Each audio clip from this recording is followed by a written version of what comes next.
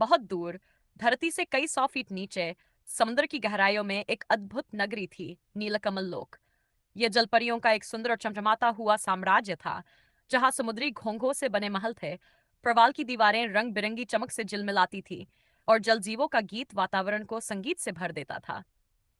इस नगरी की सबसे विशेष जलपरी थी प्रेरणा। वह बाकी जलपरियों से अलग थी, न केवल अपनी रूपवती आंखों और रेशमी बालों के कारण, बल्कि अपने विचारों के लिए। वह सपने देखती थी, सवाल पूछती थी, और सीमाओं को चुनौती देती थी। जब दूसरी जलपरियां राग रंग और सौंदर्य की प्रतिस्पर्धाओं में व्यस्त रहतीं, प्रेरणा अक्सर चट्टानों के बीच बैठकर गहराइयों में सोचती, क्या हमारी दुनिया यहीं तक सीमित है? क्या समुद्र के ऊपर की दुनिया भी कुछ कहानियां कहती है? जलपरियों की रानी, रानी मोती रानी, बहुत सख्त परंपरावादी थी। उसके अनुसार जलपरियों का मुख्य कर्तव्य सौंदर्य, संगीत और राजसी रीति नीति का पालन करना था। वह अक्सर कहा करती, जलपरी को सजना है, गाना है और शांति बनाए रखना है। बाहर की दुनिया में जो अशांति है, उससे हमें दूर रहना चाहिए। लेकिन प्रेरणा के लिए यह सब अधूरा था। वह जानती थी कि समुद्र के ऊपर भी जीवन है, मनुष्यों की दुनिया, जंगल, आकाश, बादल, किताबें, और वह जानना चाहती थी कि वहां क्या होता है। जब उसने पहली बार रानी के दरबार में अपनी जिज्ञासा जाहिर की, तो दरबार में सन्नाटा छा गया। ऊपर की दुनिया की बात जलपरियां नहीं करती प्रेरणा, रानी ने कठोर स्वर में कहा। जो सतह के पास जाता है, वो हमेशा के लिए जल की शुद्धता खो देता है। परंतु प्रेरणा की आत्मा में लहरों से भी ज्यादा बल था। एक रात जब नीलकमल लोक सो रहा था, वह समुद्र की ऊपरी सतह की ओर निकल पड़ी।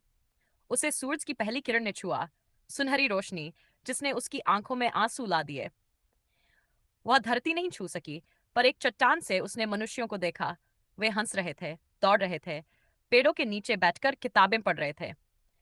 उसने पहली बार सीखा कि जान, खोज और परिवर्तन, ये भी जीवन के अभिन्न हिस्से हैं। उस दिन वह लौट तो आई, पर अब उसका जीवन पहले जैसा नहीं रहा। प्रेरणा ने अब जलपरियों को सिखाना शुरू किया। वह उन्हें समुद्र की वैज्ञानिक रहस्य, अलग अलग जीवों की बोलियां, समुद्र की धाराओं का गणित और इतिहास सिखाने लगी।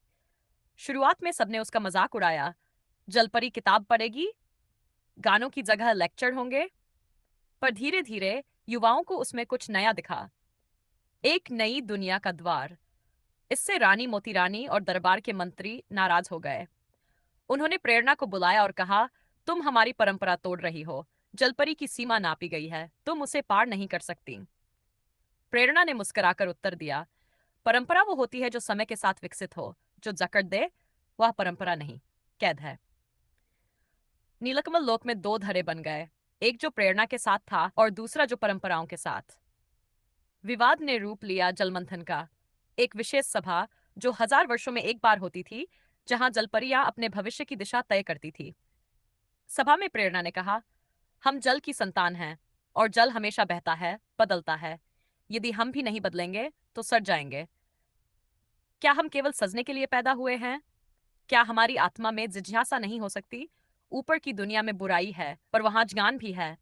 मैं चाहती हूं कि हम अपनी सीमाएं जानें और फिर उन्हें पार करें।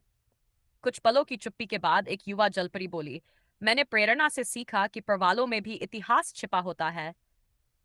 फिर एक और, मैंने सीपियों की ध्वनि से विज्ञान सीखा।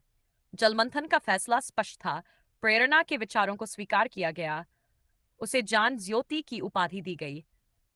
नीलकमल लोक अब बदल चुका था। वहां एक जलजानालय बना, जहां समुद्री विज्ञान, दर्शन और सतह की दुनिया की कहानियां पढ़ाई जाती थीं।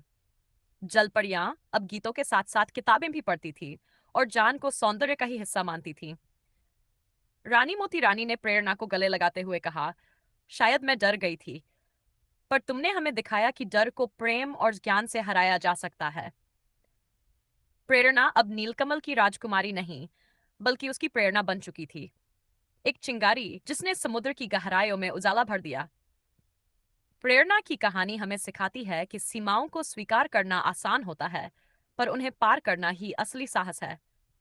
चाहे वह समुद्र हो या समाज, बदलाव तब आता है जब कोई एक आत्मा यह ठान ले कि मैं जानूंगी, समझूंगी और आगे बढ़ूंगी।